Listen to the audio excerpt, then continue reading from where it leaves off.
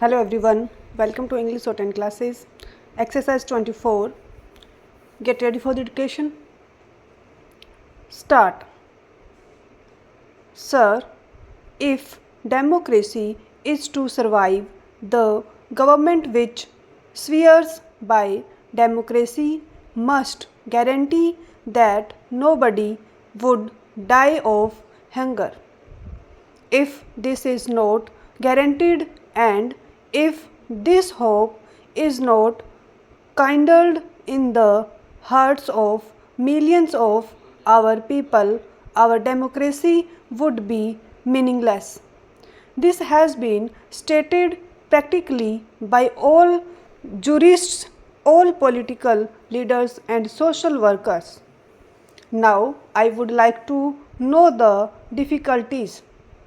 If we take into consideration that this right is not included, what are the effects? When I was speaking over the resolution moved by my esteemed colleague regarding northeastern situation, I made a mention that the time had come when you should provide work to the people or allowance if the work could not be given. At that time, the Honorable Minister had said that was a matter which concerned the Law Ministry. Therefore, I would like invite the attention of the Law Minister again on this particular point. There is a problem of law and order in this country. The crime is on the increase. There is dissatisfaction everywhere. There is unrest amongst the students. Students feel that even if they take any number of degrees, they are not assured of a job. We all know that with 90% marks, they do not get even admission in medical colleges, in engineering colleges. Even after getting MBBS and BE degree, we are seeing what is happening in Delhi. Questions are being raised in this particular house.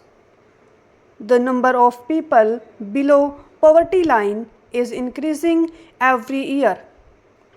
If we see this particular data, I think a time has reached when we must introspect and find out the reasons for the same. The question that arises then is how these people are to live.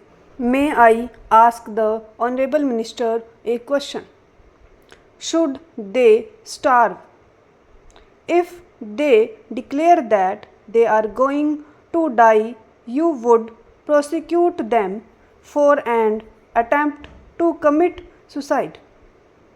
Should they beg?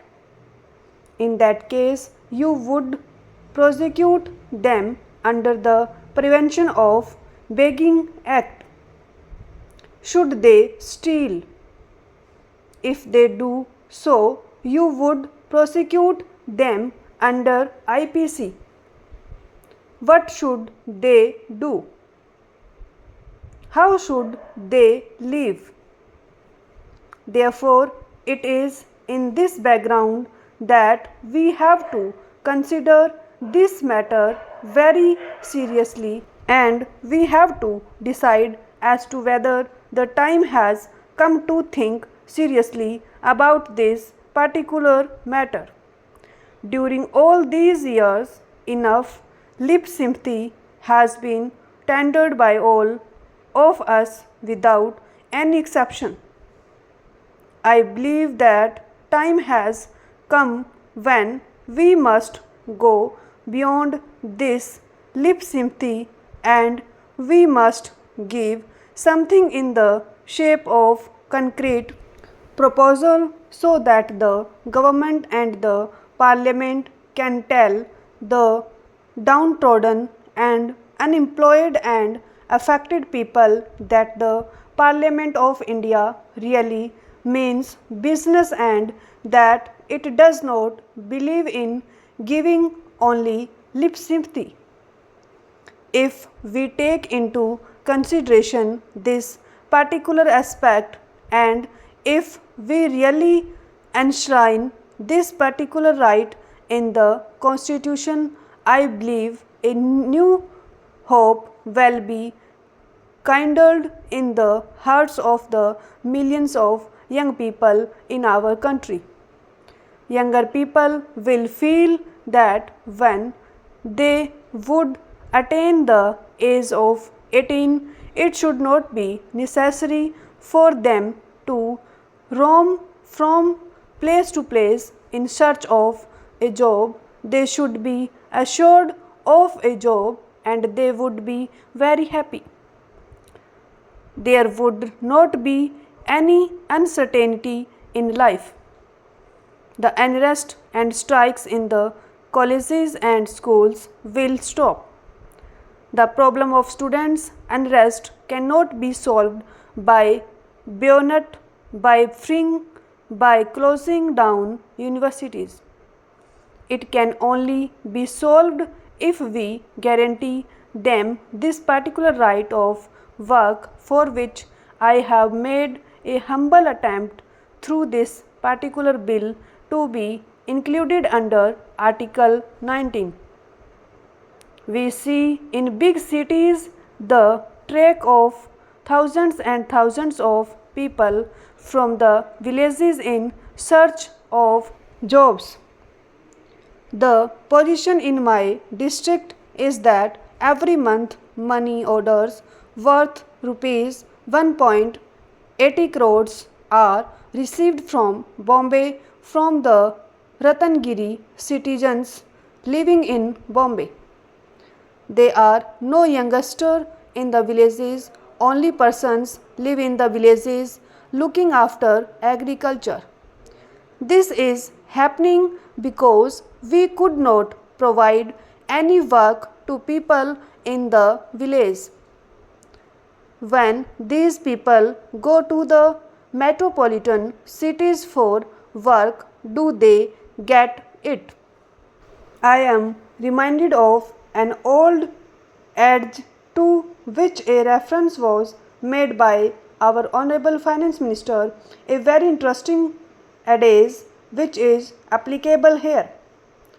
On a dark night and in a dark room, people go in search of black cat when in fact there is none.